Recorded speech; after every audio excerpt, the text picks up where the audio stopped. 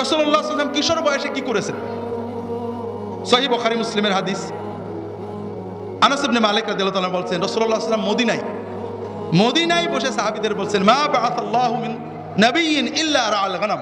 ক্বালু ওয়া আনতা ইয়া রাসূলুল্লাহ? ক্বালা কুনতু আরআ গানামান লিআহলি মক্কাহ আলা কারারিত। যত নবী আল্লাহ প্রেরণ করেছেন সকল নবী রাখাল ছিলেন, ছাগল চড়িয়েছেন, কর্মী ছিলেন, শ্রমিক ছিলেন। সাহাবায়ে কেরাম প্রশ্ন করলেন, ইয়া রাসূলুল্লাহ আপনি? তিনি বললেন, কুনতু আরআ গানামান লিআহলি মক্কাহ আলা কারারিত। মক্কাবাসীদের ছাগল, কিছু মানুষের ছাগল নিয়ে টাকার বিনিময়ে, পয়সার বিনিময়ে, মজুরির বিনিময়ে আমি মাঠে নিয়ে চড়াতাম। আল্লাহ, আমাদের কিশোরদের আমরা কর্ম শেখাচ্ছি না, আমরা কি শেখাচ্ছি?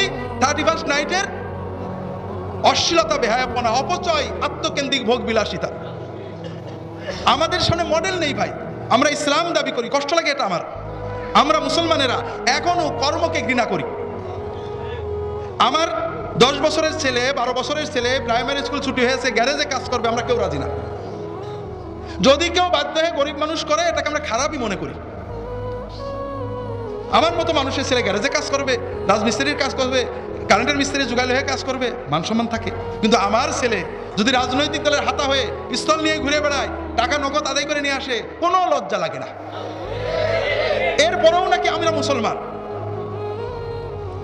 ভাইরা, যেহেতু কথা উঠলো, আল্লাহ রাসূল অনেক হাদিস আছে, আমি বিস্তারিত বলতে পারবো না। আমাদের পিসা হুজুর শুনছিলাম, আমি একটা বই লেখা নিয়ে পাগল হয়ে আছি, সব শুনতে পারি না। হালাল উপার্জন, হারাম উপার্জন কিছু বলেছেন। আমরা মেথরকে ঘৃণা করি, ঠিক না ভাই? কারণ মেথর একটা নাজেজ কাজ করে। মেথর গু তুলে নিয়ে যে খেয়ে ফেলে, কি করে?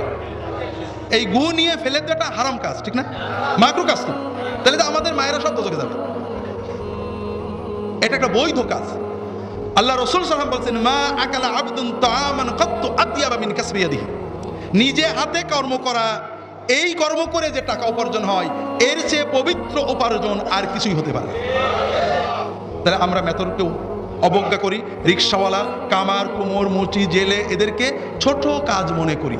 এটা হলো আর্যদের যে মানুষকে ভাগ করা পেশার কারণে, সেই আর্য বিশ্বাস আমাদের এখনো রয়ে গেছে। আমরা নাকি মুসলমান, অথচ গু খাই কে বলেন তো? গু খাই কে? যে হারাম খায়, যে ওজনে কম দেয়, যে ফাঁকি দেয়, যে বোনের হক, ভাইয়ের হক মেরে দিয়েছে, যে প্রতিবেশীর হক মেরেছে, এতিমের সম্পদ নিজে লিখে নিয়েছে, যে সুদ নিয়েছে, যে ঘুষ নিয়েছে, যে দুর্নীতি করে চাকরি দিয়েছে, যে যোগ্য ব্যক্তিকে চাকরি না দিয়ে অযোগ্যকে টাকা নিয়ে চাকরি দিয়েছে, যে বিশ্ববিদ্যালয়, স্কুলে, কলেজে চাকরির নামে টাকা খেয়েছে, এরা গু খায়। আমাদের ফুরফুরার মুজাদ্দিদ আবু বকর সিদ্দিকী রাহমাতুল্লাহ আলাইহির একটা গল্প আছে। এক ব্যক্তি কসম করেছে, বোর সাথে রাগ করে আমরা আগে তালাক দিই, তারপর আফসোস করি, ঠিক না? সেও তাই করেছে। বোর পা রাগ হয়েছে যে আমি যদি গু না খাইতে 3 তালাক। এখন এরপরে তো তালাক দেওয়ার পরে তো আফসোস হয়। এখন উজিরদের কাছে শুনেছে, বলে গু না খেলে তালাক হয়ে যাবে। তখন ফুরফুরার আবু বকর সিদ্দিকী রাহমাতুল্লাহ আলাইহির কাছে গেছে, বলে হুজুর আমি কি করবো? বলে গু খাও। বলে হুজুর গু খাওয়া যায় নাকি? বলে তাহলে এক কাজ করো, তুমি একটা সুদখোর খোঁজো। আগের জামানায় সুদখোর কম ছিল, এখন কি অনেক না, প্রত্যেক। আগে বড় লোকরা সুদ খেত বেশি বড় লোক হওয়ার জন্য, এখন আমরা ক্ষুদ্র ঋণ ব্যবস্থায় প্রত্যেকেই সুদ খাই বড় লোক হওয়ার জন্য। কিন্তু আপনারা বলেন, সারা বাংলাদেশে স্টাডি করে আমাকে 10টা, 50টা, 100টা একটা নমুনা দিয়ে যে দরিদ্র অসহায় মানুষ, অন্য কোনো সম্বল ছিল না, কোনো এনজিও থেকে ক্ষুদ্র ঋণ নিয়ে কর্ম করে এখন সচ্ছল, তার আর কোনো এনজিওতে কোনো ঋণ নেই, পাওয়া যায়? কি হয়? আগে ছিল বেকার, এখন হয়েছে চাকর। আগে 2 বেলা খেত না, 1 বেলা খেত। আমি যে বললাম যে তোমাকে এই 10,000 টাকা দিচ্ছি, যা পারো আয় উপার্জন করে খাবা, আমার শুধু প্রতিদিন 500 টাকা দিয়ে দেবা, তো খুশি হয়ে নিয়ে গেল। খেটে খেটে সন্ধে লাগে 520 টাকা হয়েছে। ও কত পেল? আর আমি তো বড় লোক কে হচ্ছে? এই সমিতিগুলো। আর ও আমার চাকর হয়ে পাগলের মতো খাটছে। তারপরেও ঋণ যখন শোধ হয় না, তখন আরেক সমিতির থেকে টাকা নিয়ে এটা শোধ দেয়। এখন কি হয়েছে? একটু পরিষ্কার পোশাক পরে পরিশ্রম করে। এই পরিশ্রমটাই যদি ও এই সুদ না নিয়ে করতো, ও এমনি সচল হয়ে যেত। কিন্তু আমরা অলস, কর্ম আমাদের দেশে খারাপ মনে করা হয়। আমাদের সন্তানেরা আরব দেশে যে মেথরের চাকরি করে 3 লাখ 4 লাখ টাকা খরচ করে, কারণ বাংলাদেশে কাজ করলে নাকি বংশের মান থাকে না। তো যেটা বলছিলাম, লম্বা বলতে গেলে দেরি হয়ে যাবে। রাসূলুল্লাহ সাল্লাল্লাহু আলাইহি ওয়াসাল্লাম কৈশোরে কর্ম করতেন, তিনি কর্মমুখী ছিলেন, তার সাহাবীরা কর্মমুখী ছিলেন।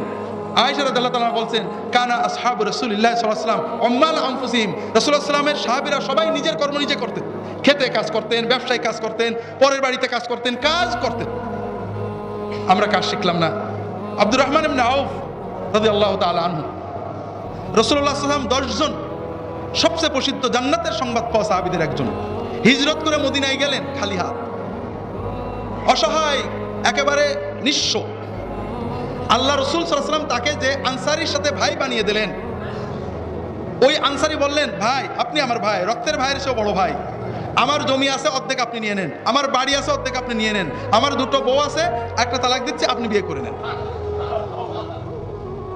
আব্দুর রহমান ইবনে আউফ কি বললেন, ভাই আপনার জমিতে আল্লাহ বরকত দিক, আপনার বাড়িতে আল্লাহ বরকত দিক, আপনার আহাল পরিবারে আল্লাহ বরকত দিক, আমার কিচ্ছু লাগবে না ভাই, মদিনার বাজারটা কোন জায়গায় একটু বলে দেন, দুল্লুনি আলা সুকিল মদিনা।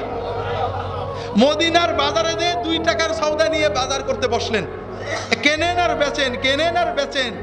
রাসূলুল্লাহ সাল্লাল্লাহু আলাইহি ওয়াসাল্লামের ওফাতের আগেই তিনি আরব বিশ্বের সবচেয়ে বড় একজন ধনী হয়ে গেলেন। রাসূলুল্লাহ সাল্লাল্লাহু আলাইহি ওয়াসাল্লাম কৈশোর পার হয়ে যৌবনে এসেছেন। যৌবন 17-18 বছর বয়স হবে। মক্কার মানুষেরা বাংলাদেশের মানুষদের মতো বা তার চেয়ে একটু ভালো মুসলমান ছিল, ইমানে আমলে চেতনায় সব দিক থেকে আমাদের মতোই। আল্লাহ মানে, নবী মানে, শরিয়ত মানে, একটু ফাঁক করে কিছু শিরক করে, কিছু অন্যায় করে, তো আমাদের চেয়ে একটু ভালো। তারা হারাম উপার্জন করতো, লুটপাট করতো, তবে হারাম টাকা মসজিদে দিত না, আর আমরা হারাম উপার্জন করে হারাম টাকা মসজিদেও দিই। তো যাই হোক, এই আরবে আপনারা জানেন মক্কায় লোকেরা হজ করতে আসতো, আর হাজিদের অনেক সময় মক্কার লিডাররা এক্সপ্লয়েট করতো। যেমন ঢাকায় আসলে ঢাকার নেতারা অনেক সময় গরিব মানুষ দেখে এক্সপ্লয়েট করে ফেলে। আমাদের সেক্রেটারিয়েট ঢুকলে সেক্রেটারি যারা নেতা কোথায় আসেন, পারলে যিনি ঢুকেছেন তার পকেট খালি করে ফেলেন, ওইরকম আর কি। তো ইয়ামানের একটা হাজি ওমরা করতে আসছে মক্কায়। ইয়ামানের কাপড় খুব ভালো ছিল, মক্কার লোকেরা পছন্দ করত। তো ও বেশ কিছু কাপড় নিয়ে আসছে যে মক্কায় যে বেচবো, রদ দেখাও হবে, পলা বেচাও হবে।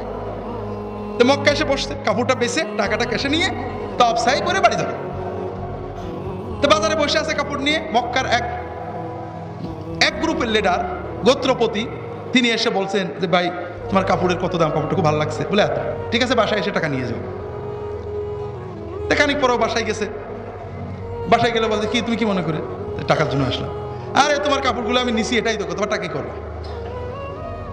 এখন টাকা দেয় না। ও তো একেবারে আসমান থেকে পড়ছে যে এত দূর থেকে আসছি, এই টাকাগুলো নিয়ে বাড়ি যাবো, সংসার চালাবো। তখন ও মক্কার অন্যান্য লিডারদের সাথে গিয়েছে। আমাদের সমাজের এক লিডার আর এক লিডারের বিরুদ্ধে লাগে না, যখন স্বার্থ থাকে। কিন্তু একজন বিদেশি অসহায়ের জন্য কেউ কারোর বিরুদ্ধে লাগে না, সবগুলোর একটা আন্ডারস্ট্যান্ডিং আছে। নিজের স্বার্থে আঘাত করলে লাগে, কিন্তু অসহায় সাধারণ মানুষদের জন্য কিন্তু লাগে না। তো ওই লোক গেছে সবার কাছে যে ভাই অমুক আমার কাপড় নিয়ে টাকা দিচ্ছে না, ও তা আছে দেখছি, একটু সবর করে দেখছি, কয়দিন দাঁড়ে দাঁড়ে ঘুরেছে, খালি সবাই দেখে আমার করে না। বেচারা কষ্টে আবু কুবাইস পাহাড়ের উপরে দাঁড়ায় চিৎকার করে কান্না শুরু করেছে যে আল্লাহর ঘরের আশেপাশে কি একটা ভালো মানুষ নেই? এই আমি এহরাম করে ওমরায় আসছি, এখনো আমি এহরাম করিনি, আমার কাপড়গুলো ডাকাতি করে নিয়ে যাবে, কেউ উদ্ধার করে দেবে না। কাবা ঘরের আশেপাশে তাদের বাড়ি, যারা বসে গল্প করছিলেন সবাই ডেকে, বাবা তোমার কি হলো বলো তো? তো এই ব্যাপার, অমুক আমার কাপড় চুরি করে নিয়েছে, কাপড় কেটে নিয়েছে। তখন কিছু সচেতন যুবক, যাদের বয়স 25 থেকে 40-35-এর ভিতরে, তাদের ভিতরে একজন শুধু কিশোর বা যৌবনের শুরুতে আসছেন, তিনি মুহাম্মদ রাসূলুল্লাহ সাল্লাল্লাহু আলাইহি ওয়াসাল্লাম। তার বয়স 16-17। তারা বসলেন যে এইরকম জুলুম তো চলতে দেওয়া যায় না। তারা প্রতিজ্ঞা করলেন, শপথ করলেন যে আজ থেকে শপথ করলাম মক্কার জমিনে কোনো মাজলুমকে আমরা একা ছেড়ে দেব না, তার পাশে থেকে তার হক আদায়ের জন্য চেষ্টা করব। কোনো জালেমকে আমরা ছেড়ে দেব না, তার থেকে মাজলুমের হক আদায়ের চেষ্টা করব। অসহায় দরিদ্র বিধবা এতিমদের পাশে দাঁড়াবো। তারা শপথ করলেন। এই শপথকে বলা হয় হিলফুল ফুজুল বা হিলফুল মুতাইয়াবিন। এখানে যারা ছিলেন বললাম 25 থেকে 35 বা এই বয়সের, মোটামুটি বুঝেছেন সমাজের। আর কৈশোর থেকে যৌবনে কেবল এসেছেন একজনই ছিলেন মুহাম্মদ রাসূলুল্লাহ সাল্লাল্লাহু আলাইহি ওয়াসাল্লাম। তাহলে উনি সমাজ নিয়ে কত চিন্তা করতেন। যে বয়সে মক্কার মানুষেরা অনেক কিছুই করে, তিনিও একজন কর্মের মানুষ, কিন্তু তারপরও মানুষ নিয়ে, সমাজ নিয়ে, জুলুম নিয়ে, নির্যাতিতের পাশে দাঁড়ানো নিয়ে তিনি সচেতন ছিলেন।